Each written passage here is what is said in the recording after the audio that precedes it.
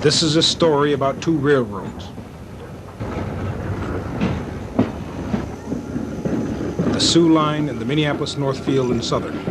Both have their headquarters in the Twin Cities. And the Soo is about to buy the MN&S in a $6 million cash-for-stock transaction. All that's needed is ICC approval of the acquisition, and that process begins in Washington over the next few days. With 4,400 miles of track and 3 important border connections with railroads in Canada, the Soo is certainly a major railroad. But as the 16th largest, it really isn't one of the industry giants either. The Soo's main line runs roughly west and north from Chicago to points on the Canadian border. It slices through the Twin Cities on the way.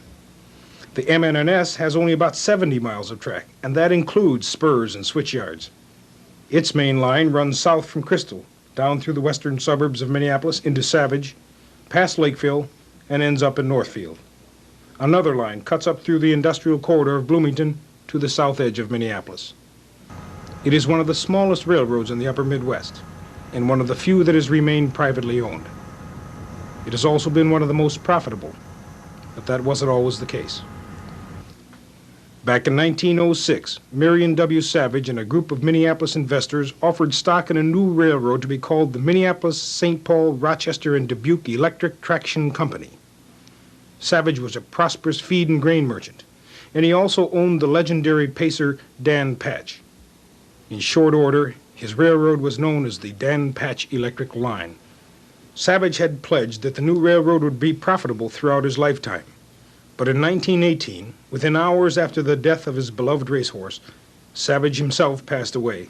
Within a year, the Dan Patch Line was sold in a bankruptcy auction. Automobile dealer Harry Pence wound up as the new owner, and the railroad was reorganized as the Minneapolis, Northfield, and Southern. Despite Savage's grand plans, rail was never laid beyond that southern Minnesota town. From 1918 on, the Pence family continued to control the railroad, right up to today. And from 1942, it is operated solely as a freight line. Under the prevailing federal regulations, the MN&S, along with some other short-line railroads, found a profitable and protected little niche for themselves. Tom Beckley is president of the Soo Line, and he tells us how little railroads like the MN&S survived. There were some other railroads like it, but it established itself as a shortcut between the roads to the west of Minneapolis and those south and east of Minneapolis as a method for avoiding what used to be an extensive period required for the interchange of freight through the terminals of the various railroads in the Twin Cities area.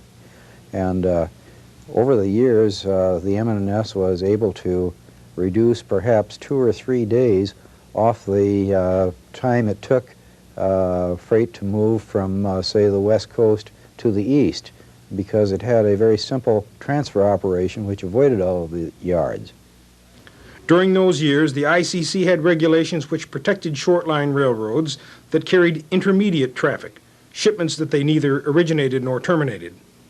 And because of the way the shipping rates were divided between carriers, those short lines often received revenues disproportionate to the distance they hauled the freight. It was a sweet arrangement that went sour with the deregulation of the railroad industry during the Carter administration.